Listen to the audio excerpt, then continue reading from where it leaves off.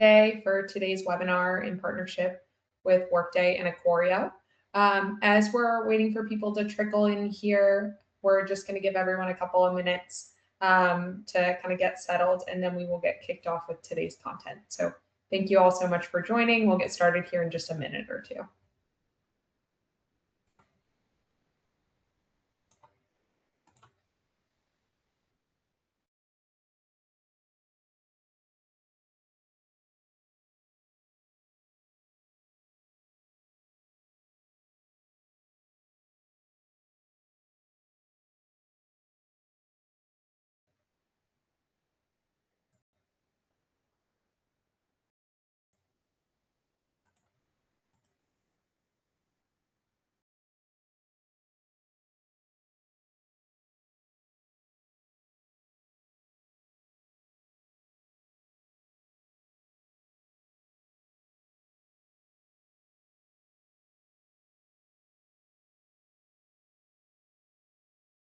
All right, I think we have a nice quorum here. So thank you all again for joining today's webinar, Adaptive Planning Built for SaaS Organizations, from Spreadsheet Chaos to Financial Planning That Drives Growth, brought to you in partnership by Ikorio and Workday. So quick introduction on our team here at Ikorio.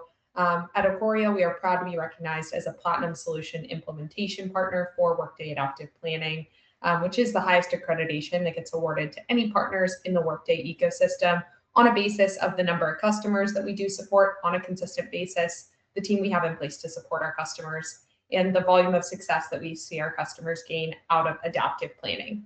So throughout today's webinar, we're excited to show you a little bit of how we see our customers in the SaaS space, leveraging adaptive planning across their organizations to improve their visibility and agility when it comes to financial planning. So excited to get things kicked off. My name is Alex Bell, and I am one of our account executives here, and look forward to showing you today's content. I'm going to pass it to my counterpart, Chris Howard, on the Workday team, who's going to get us kicked off with today's agenda. Terrific. Thank you, Alex. So I'm going to take us through a quick business case here. I'm Chris Howard. I've been doing FP&A for a good 20 years, half of it managing implementation teams, half of it managing sales teams. We have wanted to draw your attention to our safe harbor statement. Don't need to worry about this so much. What Matt is at Ikorio is going to be presenting is product as it exists. As Chris takes over, he is going to show some of the future AI roadmap that we're working on as well. And so, this is kind of a why Workday. Nearly 7,000 customers, huge presence in the Fortune 500. But of these 7,000, a good 2,000 are technology, software and services companies. So this is a huge footprint for us, and we've been highlighting a number of sub-industries within that. If you haven't heard of us before, can't encourage you enough to not just look at all the analyst press we get from Gartner, from Trust Radius, from G2, Constellation, but ask the people you know and trust. We've got a wonderful reputation in the market, mainly for this experience of on-time deployment. We've had a 95% customer satisfaction for over a decade, and a huge connected community of customers. There's a concept of unlimited versions, unlimited dimensions. Customer support is assigned, so we treat every one of those 7,000 as our best customer with a dedicated customer success resource. And a big reason why we're able to have no charge for data, so many versions, is this technology underneath it. And so there's tools out in the market that are Excel based and have all the challenges of chasing formulas. There's the dimensional type tools, Q-based tools, which are great for modeling all the dimensions you have in your ERP, but they keep the illogical intersection of every data point. So if you're doing revenue by customer, by term, by product, by service, and then you do your HR by person, by start date, by benefit type, you get this customer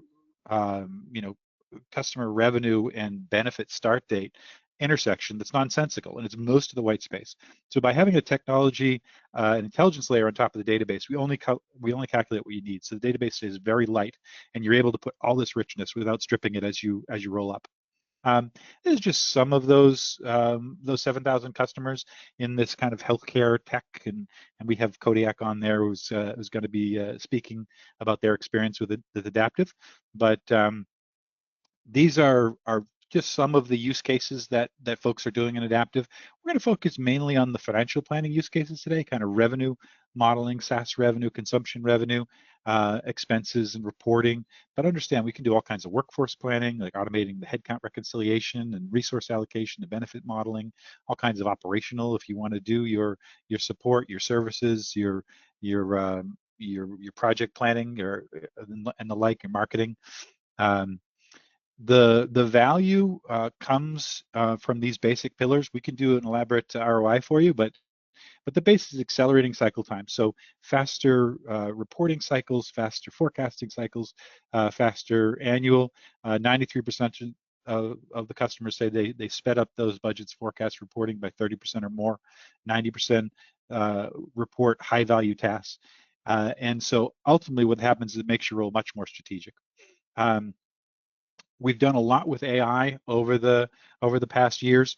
I used to have a slide in here talking about why AI was important and nice to have. Everybody knows it now. Don't need it anymore.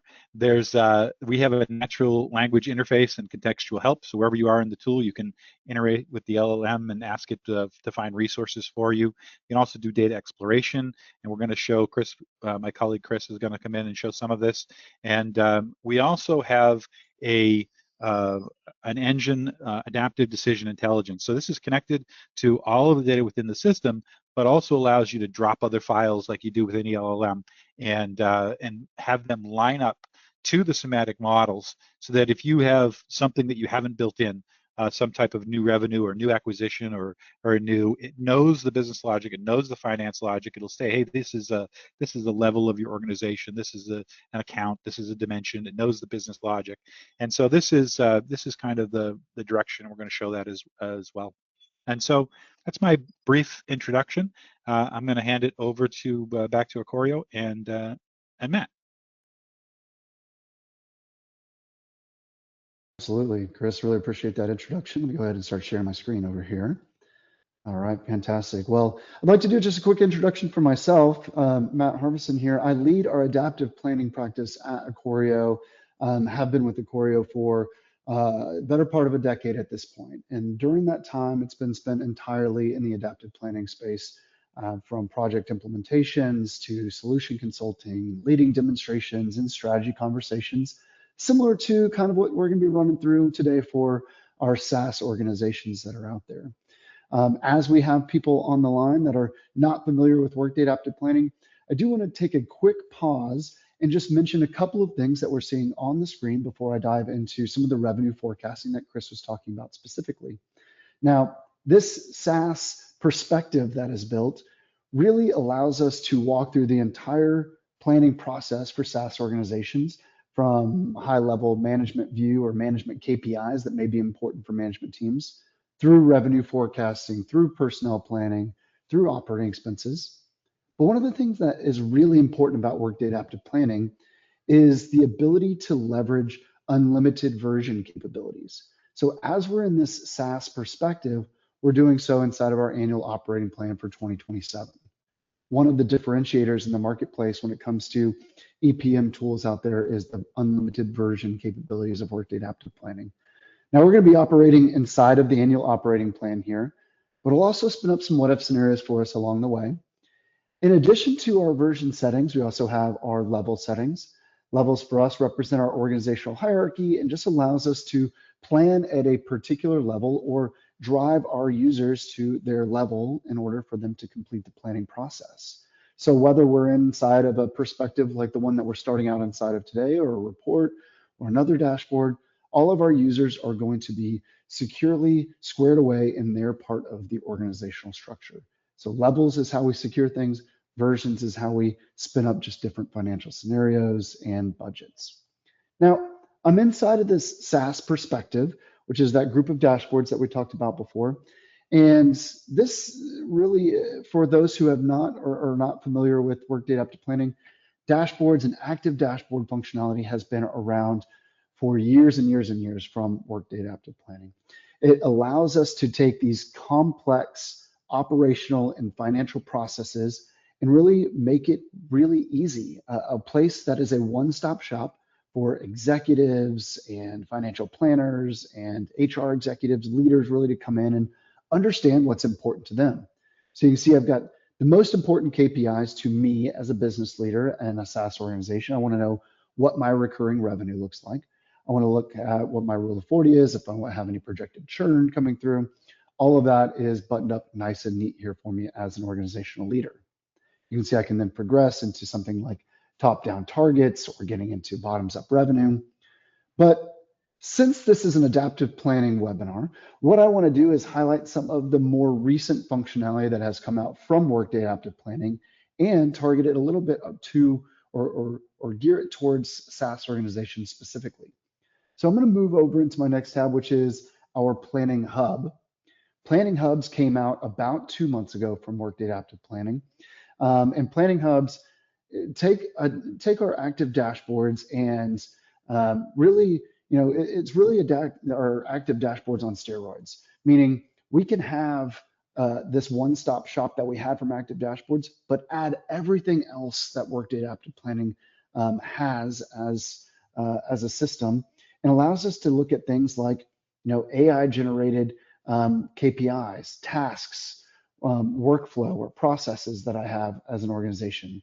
But I can also have views directly back into those same dashboards that we had before.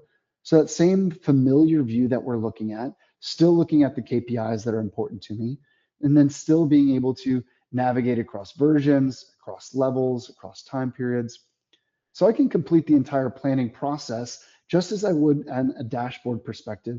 But now I'm also able to see integration status, processes, workflow. So really becoming more of that true planning hub for all of our organizations to use. Now, since this is SaaS specific, I want to talk about the revenue forecasting process that we're commonly seeing inside of Workday Adaptive Planning for SaaS organizations.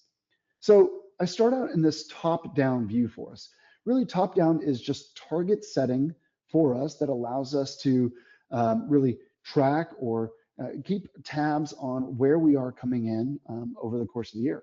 Now, when we set out for our 2027 annual operating plan, we want to have a high-level target of what it is we're trying to accomplish or what we're trying to achieve for the year. In this case, for FY 2027, our target may be $70 million. Now, you can go in and make tweaks or make adjustments if you want to. We're going to leave it here for today since we're not focusing on the top-down side of planning. But I want to show that seasonality can also be included as well. So if you wanted to look at, the $70 million, how are we going to spread that across the course of the year? Well, maybe we want to do it based off of last year's actual achievement, or maybe we want to do it off of maybe team achievement or team allocation. So in this case, I'm looking at spreading this across the different parts of my organization based off of last year's achievement. Now, as we're going through the plan and as we're making changes or tweaks, you can see that I've got the same live updates to KPIs that I had in dashboards still coming through in our planning hubs here as well. So as I'm making changes or tweaks to something maybe like sales north and changing that to 50% and maybe moving sales south to 17%, saving my changes, we're going to see our updates over here on our overall assignment from 33.6 to 33.7. So as we're making small tweaks, we're seeing the update and seeing the assignment come through automatically and in real time. Now, this is our top-down perspective, really just level setting or target setting for the year. Then we move over into our bottoms-up perspective. Bottom-up really is going to be that first foray into really granular planning for the year. And we do that by making a direct connection back to customer CRM source systems. So think of maybe your Salesforce or HubSpot. So we bring in our existing accounts, close one or existing customers that we have.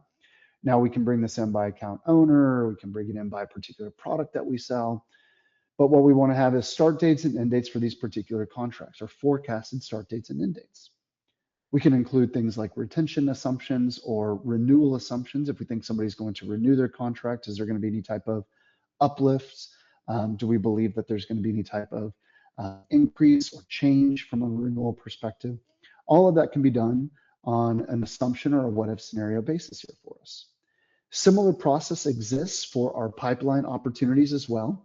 So instead of just looking at accounts, I'm also looking at incoming opportunities that we're expecting to close. Now, one of the things that's a little bit different about this particular sheet that we're seeing here is when we have our incoming stages, what we can include is an assumption that says, here's a weighted probability of closure based off of that closed stage that they're in, or that pipeline or funnel stage that they're in.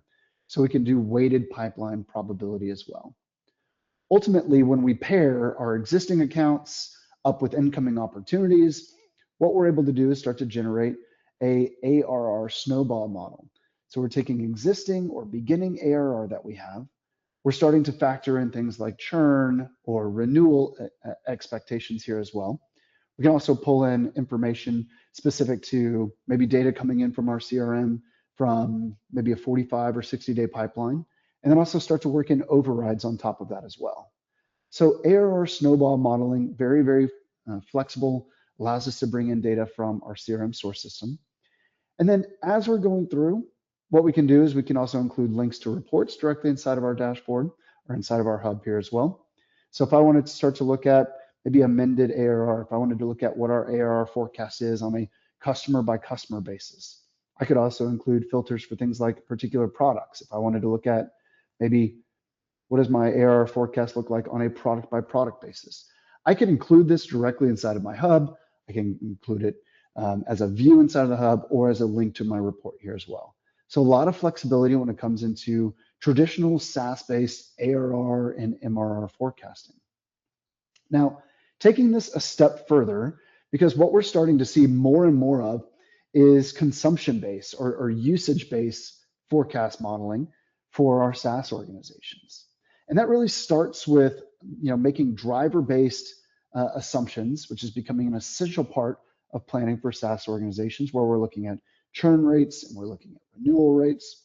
So what we have to start with inside of our consumption model is drivers. From our base perspective here, what we're saying is that we've got maybe 10 new customers per month. Maybe we've got monthly churn of 2%. Maybe we've got an expansion rate of 5%. Now, inside of Adaptive, a lot of times what we're starting to do is cohort-based modeling or tranche modeling. So if we wanted to group all of our customers together, maybe anybody who we picked up in the month of January 2026, February 2026, and we wanted to look at churn or renewal rate by a particular cohort, we could do that here as well. But these generic assumptions allow us to do some what if scenario analysis. So what I'd like to do for us here today is I'm going to spin up a what if scenario that just says maybe best case, worst case, or base case. What does it look like if we were going to have some of these consumption-based assumptions? So inside of Workday Adaptive Planning, what we can actually do is I'm going to go in and select my scenario, open up my scenarios tab, and we're going to just build a scenario off of our annual operating plan. You can see I've got my worst case scenario already created here, but I'm going to add a new one and I'm going to call this, maybe best case scenario. You can see that it's going to be off of this base. So I'm going to create this new scenario. It's going to allow me to go ahead and immediately start to plan best case scenario against my base case. So here I'm back inside of my hub, and I'm going to switch really quickly over into best case scenario. So something really important to call out is when I spin up this what if scenario, I don't have any type of downtime or any type of waiting. I can immediately go in and start planning that change. So I'm going to move over into my total company assumptions. And again, looking at my assumptions for something like new customer. Maybe we want to make a change here and say, what if we were going to pick up 15 new customers per month, carry that across? Maybe our monthly churn is closer to 1% overall. And maybe our existing base usage is going to be closer to 650,000 units rather than 600,000. So some of these changes that we make inside of this what if scenario are going to allow us to have an immediate review of what our updated revenue forecast is going to look like. In this case, you can see that I've got yellow highlighted changes here. If I go back and look at my versions, again, remember that this best case scenario is a child or an exact replica at the point in time I've created it with the annual operating plan. So these yellow highlights let me see that I've got an immediate change or deviation from that original plan that we've had. Now, as I go in and start to review some of my changes here. You can see that I'm coming in and I'm seeing immediate changes to my KPIs and immediate changes to something like my consumption revenue forecast.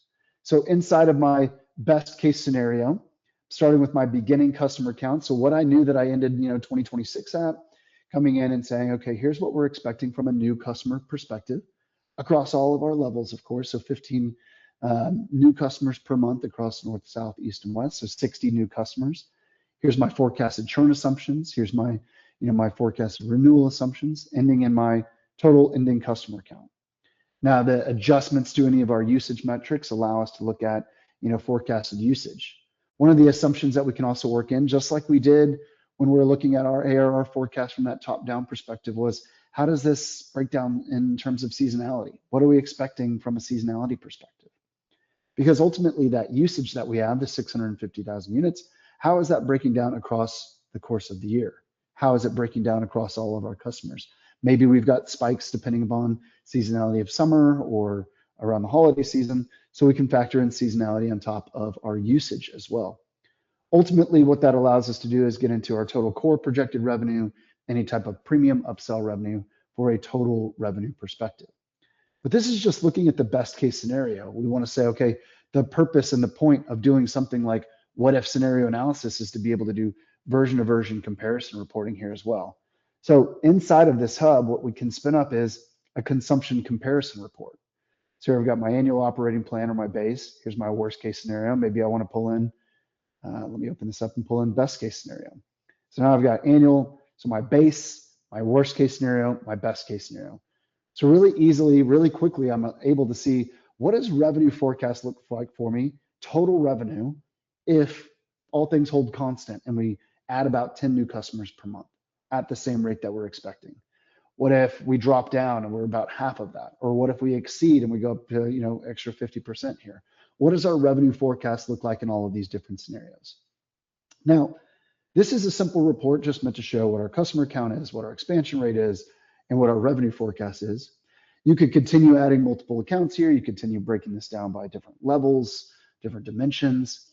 Or what you can do is utilize the adaptive planning agent that exists inside of Workday Adaptive Planning to ask Workday to take action on one of these reports for you. In this case, we want to come in and maybe summarize this report. Now, what's happening inside of the planning agent is it's coming in and it's looking at these 3 different versions. It's coming in, it's going to prepare a report summarization and give us a lot of great detail about here's your base case, here's your best, and here's your worst. Now, the planning agent, as you saw, allows us to not only do things like summarize the report, it also allows us to do things like detect anomalies.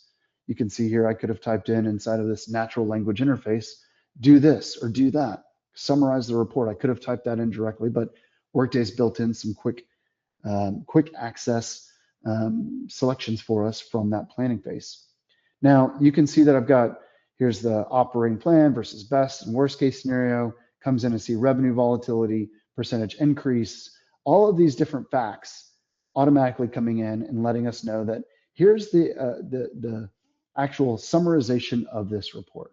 So this is one way that Workday Adaptive Planning is leveraging AI and allowing organizations to stop going through the manual review of line by line and saying, okay, tell me more about this or tell me more about that. The planning agent inside of Adaptive lets organizations use AI to their advantage to save them time when it comes to this particular process. Now, as you can see, I've got a lot of other planning categories that organizations, SaaS organizations may utilize whenever it comes into things like looking at workforce, looking at operating expenses, looking at travel or vendor-based planning or capital expenditures. But we wanted to focus today's demonstration really around the revenue forecasting side. When we think of consumption-based planning, we think of utilizing drivers when it comes to renewal, expansion, churn, upsell. Now, we've built in some of these assumptions too to just give us this first really introduction to usage-based or consumption-based modeling. But you can continue, like I mentioned before, looking at things like cohort modeling. You can get into pricing specificity inside of that cohort as well. If we wanted to change pricing tiers based off of usage. In this case, we had base usage of 600,000 to 650,000 units. if you wanted to have tiers and say that as your cohorts travel throughout the year or based on seasonality, if we exceed a particular threshold, then our revenue or cost per unit is going to increase or decrease. So you can include pricing tiers, you can include cohort tiers as well, and not only focus just on revenue, but also getting into expenses, also getting into capital expenditure, also looking more at the core 3 financial statements as an organization. So getting into balance sheet and cash flow planning as well. Ultimately, the last thing that I want to show you from this consumption-based or really SaaS-based modeling is one more thing whenever it comes into looking at maybe our current month that we're looking at paired side by side with our year to date. Again, focusing on how we're utilizing AI in terms of allowing organizations to summarize some of the reporting that we're looking at. So again, in a report like this one, leveraging the planning agent to come in and do things like summarize like we did before, do things like detect anomalies like we did previously, or identify top variances across our accounts. So this is going to go in, instead of you having to look through different line by line inside of your Excel or inside of your matrix reports, this is going to automatically identify a lot of the top variances for us. So you can see that we had this variance identified. Let me pull this back up, scroll over here for us, so we can identify these top variances really quickly, really easily able to come in and say, here's what our variance is for this particular time period. Now I can go in and analyze that variance for recruiting costs. So getting into the nitty gritty without you having to strain your eyes looking at different lines, and really starting to leverage AI inside of the adaptive platform, inside of your planning hub. You can see I didn't have to leave the planning hub again, becoming that one-stop shop for modeling, reporting, task assignment, workflow assignment, leveraging AI and the planning agent inside of the planning hub to get down into the detail of variance analysis, of report summarization, of anomaly detection. So here with me today, I've brought along Chris Puffpath from Workday to do a little bit more of a demonstration specifically around some of the AI enhancements that have come out from Workday recently. So at this time, Chris, I'm going to turn it over to you to finish out the demonstration for us. Fantastic. Thank you, Matt. And I will go ahead and share my screen.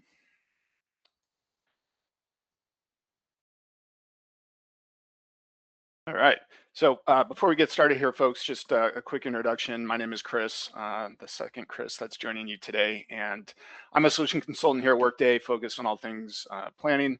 Been with Workday 9 years. And prior to that, I've spent a number of years at other EPM vendors and have an FP&A and CPA background. So really excited to give you a bit of a taste into some of the exciting things we're doing from an adaptive standpoint, specific to something Chris teed us up for at the beginning of the session around adaptive decision intelligence. So fundamentally, this is leveraging the power of large language models and natural language chat experiences to really start to address things that are commonly occurring outside of a planning solution. Think about those ad hoc analysis that you're doing to pull in multiple data sets, spin something up, and really do kind of an exploratory type of workflow analysis perspective.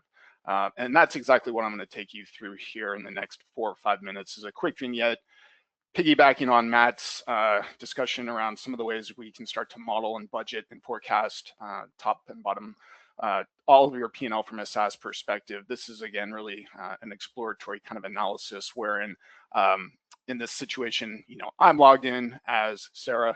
So Sarah for us today is kind of a director of FP&A who is looking to do some analysis around revenue from a quarterly perspective. So the natural language experience is here when we were logged in, and we can see that Sarah is looking to leverage a variety of data sources to complete this revenue analysis. So leveraging our connector framework, we have secure connections to all of the goodness and wealth of information within your trusted planning system of record, adaptive planning, as well as the flexibility to pull in and layer in connections and data points from other operational data sets, whether it's a data warehouse, Snowflake, Databricks, Salesforce from a CRM perspective. So in this example, Sarah is interested in doing some revenue analysis, leveraging actuals and budget from adaptive planning, but then she has actually loaded some flat files from a CRM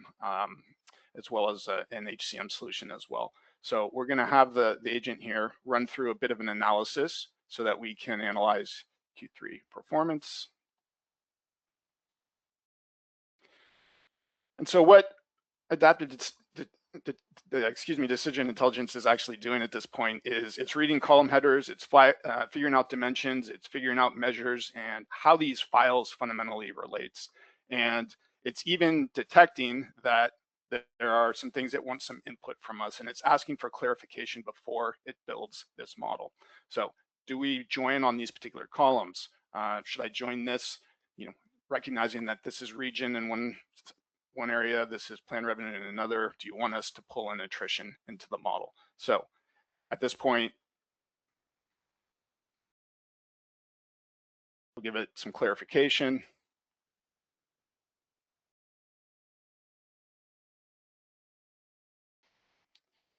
So it doesn't just guess at what the model should look like. It's asking for our confirmation, and you approve the interpretation. And then it goes through and it builds the semantic model for us. And it gives us a nice graphical representation here of the outputs of the model that it's created, so we can clearly see our data sources, how they align into the final output from a model perspective. But it does more than that. It's actually going through and starting to do some analysis for us on the model itself, and it's identifying that there's a material variance here vis-a-vis performance in the EMEA region. So quick call out, the analysis outputs that are in this chat here are drillable, so we can click on them. We can see the details of how it actually builds that calculation. Very helpful from an audit trail and traceability perspective. And then it's prompting us for a likely suggested next action. And in this case, yeah, we wanted to do some investigation on what was causing that discrepancy for us.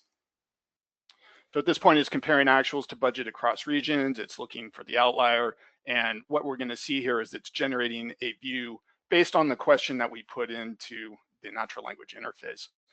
So this is really exciting because this isn't a pre-built view, right? It's building this view for us based on the contextual exploration that we're engaging with it in. And it's serving up key visuals here around key metrics. And we can see the delta clearly is in EMEA.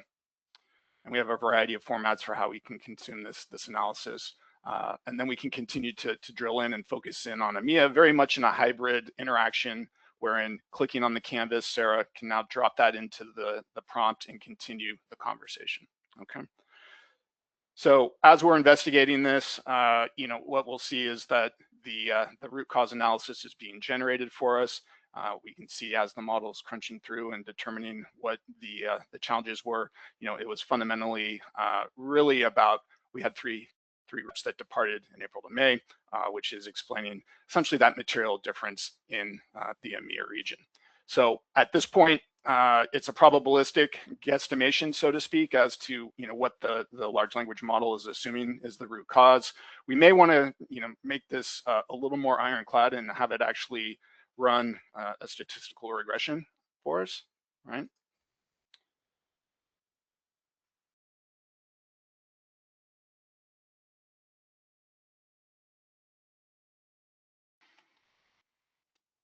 So it's going to run through statistical analysis for us, right? So we're getting that very focused, deterministic approach to validate what that analysis is telling us.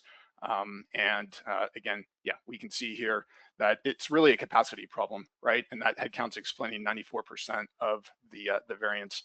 And so, yeah, at this point, we may want to explore what recovery options do we have, right? So we understand the historical impact here, but now we want to extend this model into the future and come up with some plausible scenarios to actually address that shortfall moving forward.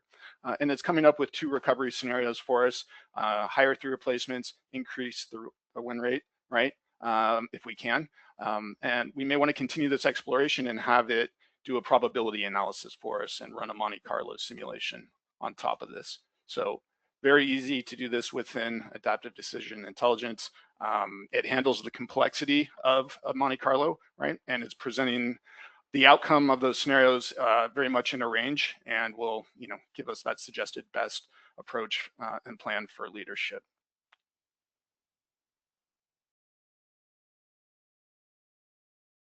Here we can see the range. And so it's at this point, we may want to compare these side by side and really get some additional granularity on what these scenarios might look like. And so we're going to do some more analysis and have the agent do some more analysis for us. And adaptive decision intelligence is going to compare and then make a recommendation for us with some risk reserve baked into that. And so, at this point, we feel good about what the scenario is. We may be ready to start to generate an executive briefing so that we can share this information with our leadership. Now you get to watch me type.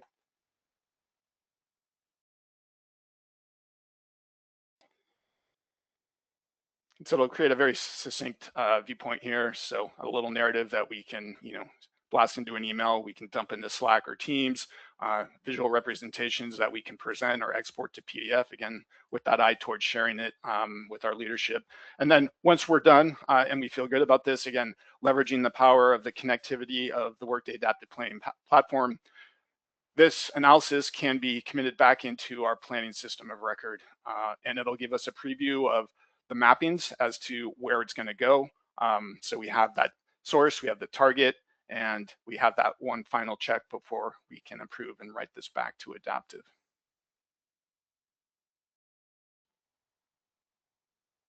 So we can see the process was complete. If we wanted to, we could certainly drill into this directly within Adaptive Planning and see the outputs from our versions and our reports and our impact on other models. And at any point in time, we can scroll back through the completed analysis to revert and review as the case may merit. So just a quick summary of how we see adaptive decision intelligence really starting to streamline and automate and drive tremendous value for those kind of analytical workflows that are occurring on an ongoing basis that frequently take hours and hours of manual Excel slicing and dicing and crunching. So thank you for your time and attention. And at this point, I'm going to turn things over to Chris Howard. I guess that makes me the first, Chris. The first. So, yes. So thanks, Chris. That was terrific. And Matt, a lot of exciting stuff that Matt showed that customers are using today, and Chris showed that customers are starting to get involved with. So Jacob, I really appreciate you joining us. If you want to kind of introduce yourself and Kodiak, what you guys are all about, that'd be terrific. Yeah, thanks, Chris. Glad to be here. As stated before, my name is Jacob Schuler. I'm Senior Director of FP&A at Kodiak Solutions. I've been with the organization since January of 25, was brought on to help build out the FP&A team and function. I've been in the FP&A space for almost a decade, been through numerous M&A processes as well as private equity exits, organizational transitions along the way. I helped assist the R1 RCM acquisition of CloudMed back in 2022, where the company was bought for over $4 billion. I've also implemented adaptive planning now 3 times in my career, each time partnering with Acoria. Kodiak, just to give background around the company, Kodiak is a technology-driven software and services organization, primarily within the healthcare industry. Our mission is to simplify complex business problems through technology, data, and industry expertise. Our flagship product, RCA, is an industry-leading solution that helps healthcare systems, community hospitals, academic medical centers, and specialty physician groups generate higher ROI and precise net revenue reporting quicker than ever. Little history on the company. Kodiak Solutions was carved out of Crow, a leading public accounting firm, back in 2024, and we became our own standalone entity at that point. So glad to be here. I'm excited to offer a little bit of perspective and vision from my seat, and hopefully it's going to be helpful for you all to hear a customer experience along the way. Thanks, Jacob. That's awesome, and I really appreciate the support. As you think back to why you acquired it, what are some of the key challenges that led you to say, hey, we need to put adaptive planning in here again, and how did it stand out from other solutions you looked at? Yeah, so some of the main challenges, obviously being carved out of another organization, we didn't have any systems or process really in place. We were in flight with a NetSuite implementation from an ERM perspective. We didn't have any reporting tools. There weren't any standard reporting. There was no forecasting or budgeting process. Everything lived within Excel. So when I joined Kodiak, we went through a pretty thorough EPM tool evaluation process, and we narrowed our scope down to about 4 different tools out there in the market, Adaptive being one of them. The other 3 were Profix, Planful, and OneStream. And through that process, we really landed on adaptive planning for a few key points that I'll walk through here. The first being in kind of no particular order, but really just from an ease of use and rapid deployment perspective. So we were able to go live within 12 weeks from start to finish through ideation all the way to go live. But not only that, there's a quick ramp from an end user and an administrator perspective.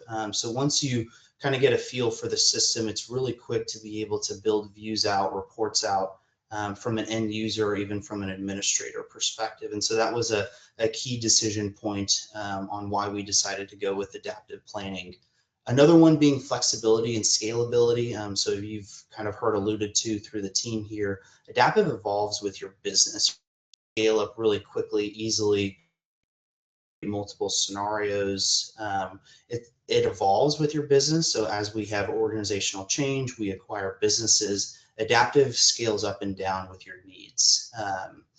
The next one I'll hit on is really just the reporting and dashboarding, which you've gotten a glimpse here today, but there's endless analysis at your fingertips. You really have the keys to the car as an FP&A team. Once you get trained up and you understand how to leverage adaptive planning, you're really able to build out your own reporting that's tailored to your individual business. I think there's a lot of power in that rather than having to rely on consultants or even just hiring up a team to be able to do analysis rather than being able to do it quickly yourself.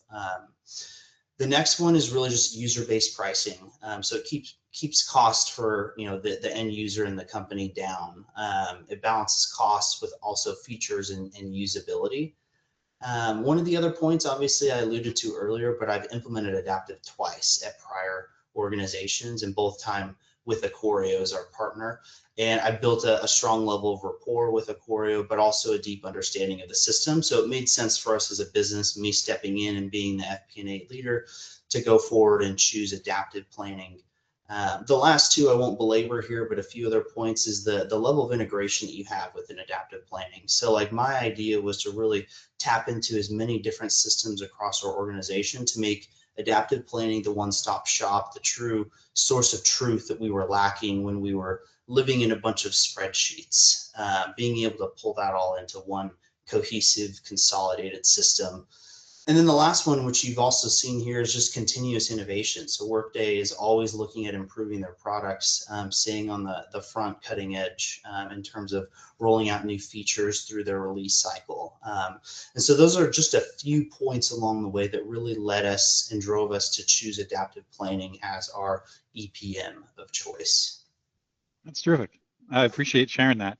Can you think about some specific examples of how adaptive transformed the planning and forecasting process? Any measurable improvements or efficiencies or accuracy? Sure. Yeah, there's quite a few. The first one being, like, obviously coming in, we didn't have much reporting as it was, and so really trying to get our blocking and tackling done right. Before we had adaptive planning live, it took us 2 to 3 weeks just to generate our monthly financial reports. And the reason for that was we were taking information from our GL system, NetSuite. We were doing a bunch of manipulation in Excel, trying to map things back across the organization to where it's actually readable and reportable out to the organization. It took us 2 to 3 weeks just to be able to do that. And invariably, it never tied back to the budget. The budget was built in a completely different way. And so just being able to line the 2 up was really difficult, near impossible towards the beginning before having adaptive.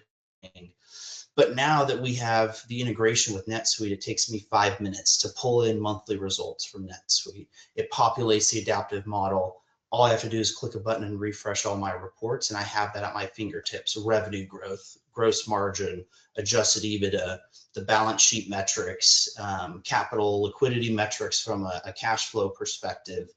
all of that is now cut down significantly. So if you want to talk about a marketed improvement from 2 to 3 weeks time to 5 or 10 minutes, there's certainly a ton of value there from an adaptive planning perspective. And then on top of that, we obviously have migrated the entire budget process into adaptive. So instead of it living in Excel spreadsheets, we're able to align it back with our organization and how the actuals will actually come through the reporting system from NetSuite into adaptive planning. And then just being able to model out at a more detailed level, like headcount planning, resource planning, vendor level cost planning, driver-based cost planning. All of that is now built within the system. And I don't really have a comparison point because, like I said, I wasn't actually here when the 25 budget was built, but we had adaptive up and live in 12 weeks, like I said, prior to our 26 budget process. And that was, measurably better, just given the fact that I was a team of one at the time. So being able to budget an entire organization across 15 plus different levels and departments, that would have been a massive task to try to wrangle spreadsheets to get the end result needed. But being able to leverage the system certainly was a key point in being able to highlight just some of the efficiencies that we gained from the planning and the forecasting process. Nice. You mentioned a couple of business processes going through that. What are some of the heaviest lifting in there that you're currently modeling, and how's that kind of enhanced your ability to provide insight to leadership? Yeah, it's a great question. Being a technology first and driven company, people are going to be our biggest expense line at the end of the day. And so being able to model the personnel cost side was ultra important as we were going through the implementation, but also the rollout of adaptive planning. And because of that, we plan at the employee level. And there's obviously nuances that we have to capture correctly within that. And so being able to build an integration from our HRM, which is Dayforce, and link personnel data directly back to the personnel model within adaptive has allowed us to much easier not only just standardize the process, because in the past there wasn't any standard formulas for how we calculated personnel costs, but it aligned to our GL structure along the way too. And so from a personnel standpoint, there's been a huge lift in being able to link into our HR data to pull that directly into the model and then be able to forecast and budget out from there in a consistent fashion. From a revenue perspective, it took us a while to roll that out within NetSuite specifically. We just went live earlier this year with that. So it was a huge initiative and lift to get there. But we do have the ability to model revenue at a line of business, SKU, and customer level. We're actually working with Ikorio now to work on a phase 2 of our implementation to be able to hit on a lot of what was shared earlier in terms of consumption-driven revenue planning, linking into a CRM, which for us is Salesforce. So more to come on the horizon for us there.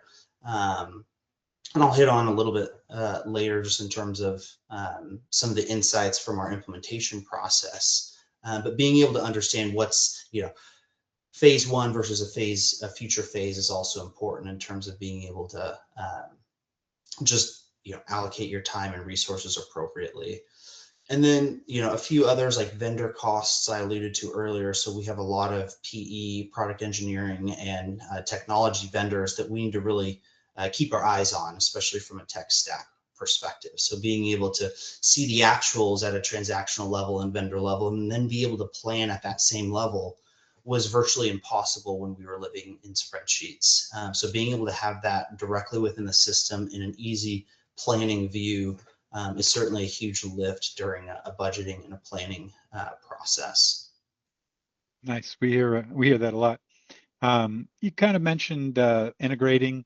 Can you talk about how easy it was to integrate? I think you touched on NetSuite, you touched on Dayforce. Any other systems you're integrated to, or what's that like?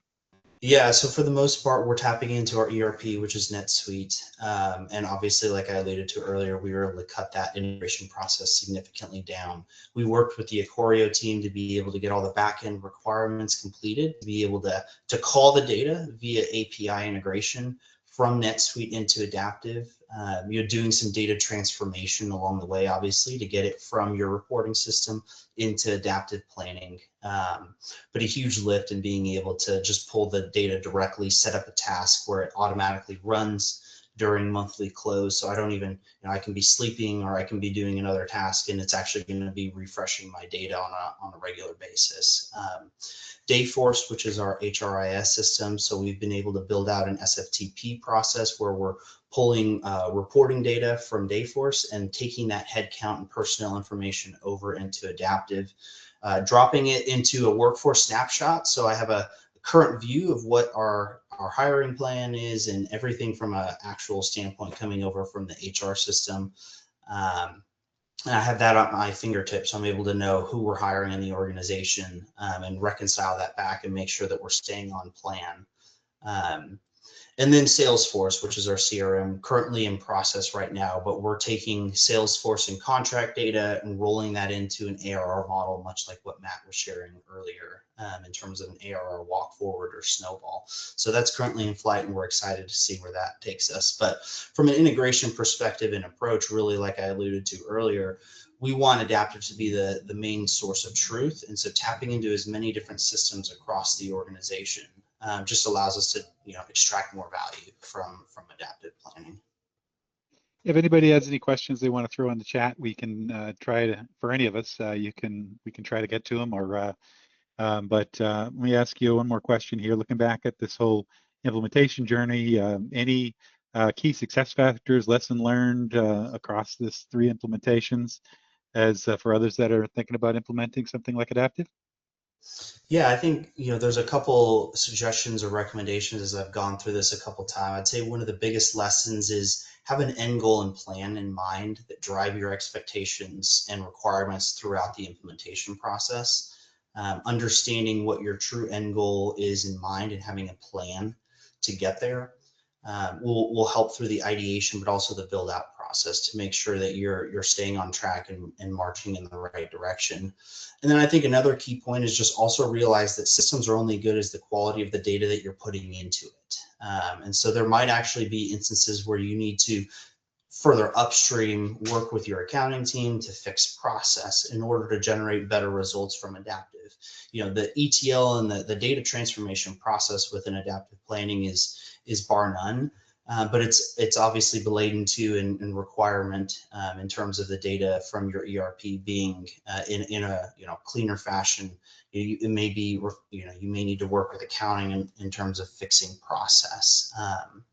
And then the last one really is just communication. Be willing to set the right expectations from the onset. Communicate frequently and often to make sure that the project's moving forward. And then one last kind of bonus one is really just don't boil the ocean. Understand what's critical for getting your business up and going, the blocking and tackling done. We did a phase 1 approach because we needed to get reporting done right. We needed it ASAP. But then be willing to table other things that you certainly still need and want, but maybe it becomes part of a phase 2, a phase 3, because if you try to boil the ocean, I've just found that it creates a little bit more, it's more difficult in the long run in terms of keeping everything on track. So those would be just a few kind of key success factors and lessons that I've learned along the way. That's terrific. We hear that a lot about doing a phase. What's the biggest bang? And it is often the reporting. Thank you so much for joining us and speaking up on behalf of Adaptive. Thanks, Matt and Chris, for the presentations, and Alex, and everybody for joining us today. Hope you all have a fantastic week.